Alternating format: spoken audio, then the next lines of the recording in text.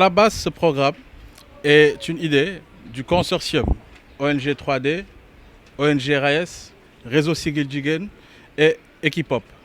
C'est un programme qui visait à élaborer des actions communautaires en faveur des communautés pour permettre à ces femmes et ces jeunes qui sont très souvent délaissés, qui sont très souvent, voire peu ou pas représentés dans les sphères de décision, pour qu'ils aient leur mot à dire par rapport au blocage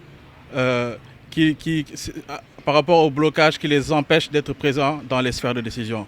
Au Sénégal, en Afrique, les jeunes et les femmes représentent environ 50% de la population. Or, comme je le disais tantôt, ils sont très peu, voire pas représentés dans les sphères de décision publique. Donc, il y a cette phrase de Nelson Mandela que je partage entièrement, qui dit que tout ce qui est fait sans moi, pour moi, est fait contre moi. Donc, partant de ce constat, nous voulons approfondir vraiment et chercher les mécanismes qui peuvent aider, qui peuvent concourir à une meilleure participation au niveau des instances locales, au niveau de la gouvernance locale, des femmes et des jeunes pour une démocratie, une gouvernance participative et inclusive.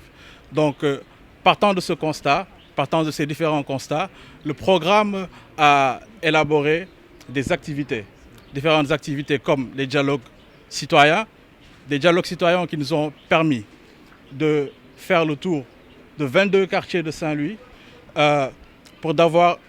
qui nous a permis d'avoir les réactions de ces jeunes-là, de ces femmes par rapport à ces blocages.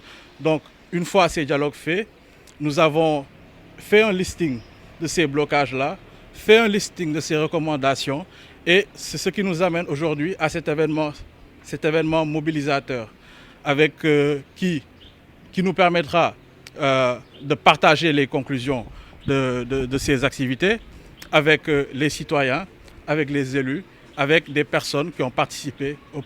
Alors, les blocages sont souvent liés, je vais dire, aux stéréotypes ou bien aux normes qui sont établies par la société. Je mets établi entre guillemets parce que ce ne sont pas des normes tacites, ce ne sont pas des normes qui sont vraiment écrites. Donc cela fait vraiment partie de ces blocages-là qui empêchent les jeunes et les femmes à participer à ce processus de décision.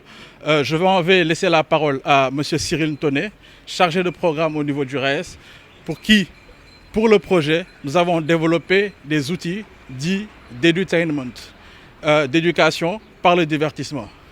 Monsieur Cyril.